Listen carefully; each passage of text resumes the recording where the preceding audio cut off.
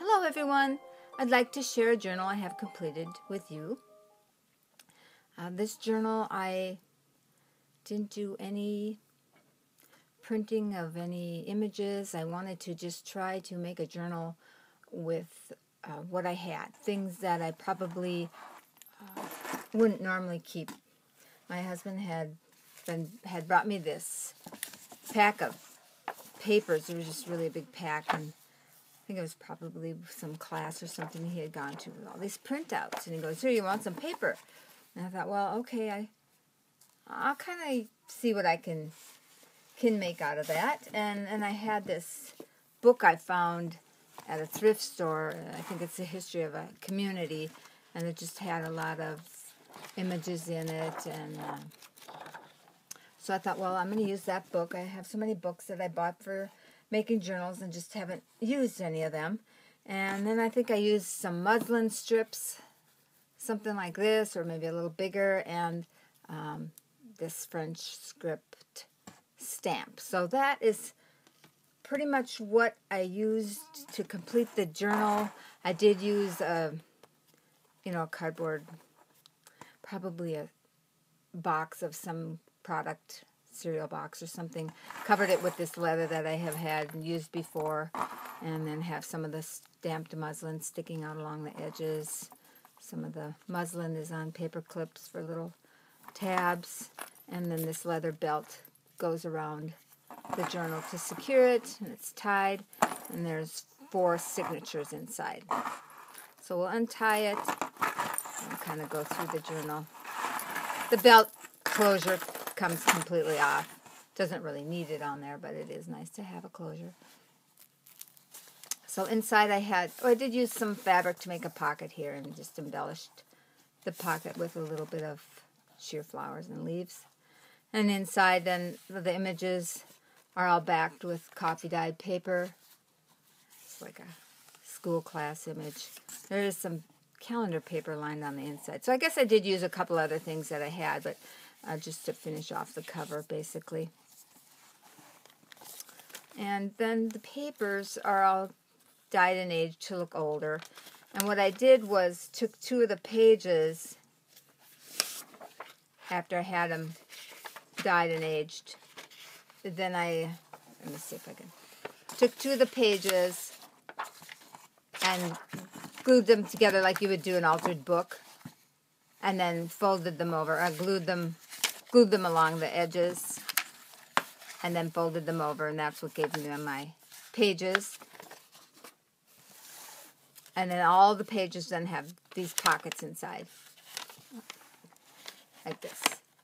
And you can see the printing inside the pages. I just used a little bit of thin paper to edge the side of the page. And inside the pockets are these. So some more of the pages. I covered up some of the words with some book pages, and then put a little image and stamped on the. It's kind of close, I guess, here. That's filming today. But then it goes inside the pocket and hangs on the page like that. So it's inside the pocket. I did use some of my bags too, I guess. So it was maybe, but I didn't do any printing or anything like that. So the bags are just folded over, and inside they have a long page. They have a paper clip on the top with an image on, sort of around the edges, and it's just a page that opens up to give you a lot of journaling space. So this journal is really basically, for writing. Sometimes the journals get so overly decorated it's hard to find any places to write. So then this slips down inside this bag, creating kind of almost like a 1/4 of a page size page. Then inside the pocket of the bag is another journal card backed with paper from the book. And then there's another pocket inside the pages, and then I did some more images, sewed around the edges, backed them with paper, and just folded them in half and stuck them in the page so they kind of hang over the page into the journal. So then the journal just does the same thing with the pages hanging on all the way through the book. So it's something in each of the pockets hanging over. Let me move this down a little bit here. It's the middle of your signature.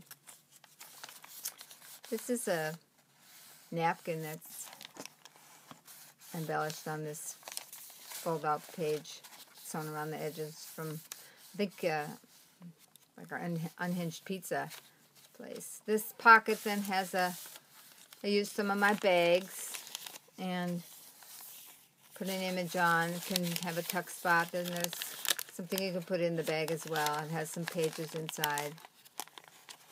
And then the back has another tuck spot. So there's a lot of places to tuck things in this journal.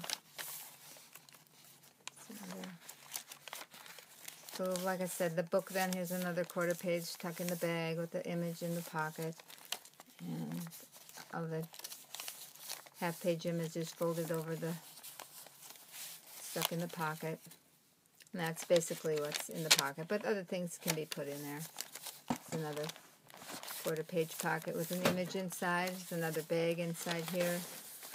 There's another image on it, the bag, pages inside, kind of a little bag journal, I guess you could call it.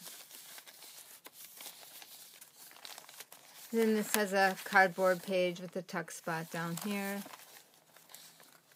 And then more of your pages.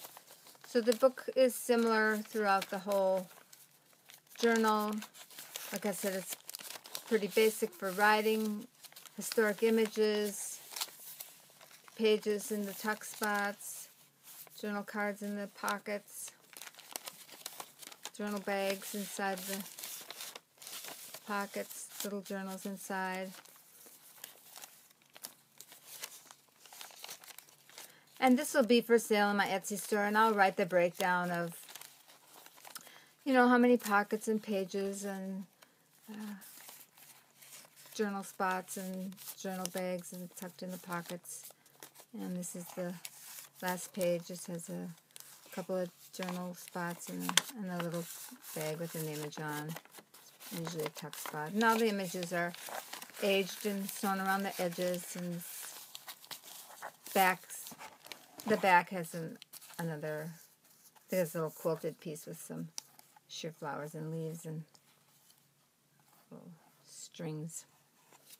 And then that's the back. So then we can take our belt. See if I get this on right here. Wrap it around. And then you just tie it like that, and then your journal is secure. It's got little bangles hanging down. So that is my journal, minimal. You know, I'm glad that people say, well, you know, where do you get all your supplies to make all your journals? And well, if you can't afford, you know, all these different things. Well, I basically didn't spend anything to download images or print images or different kits for this one, but still have a really nice full journal with some age and places to write. And so that's my journal share for today. Thanks for watching.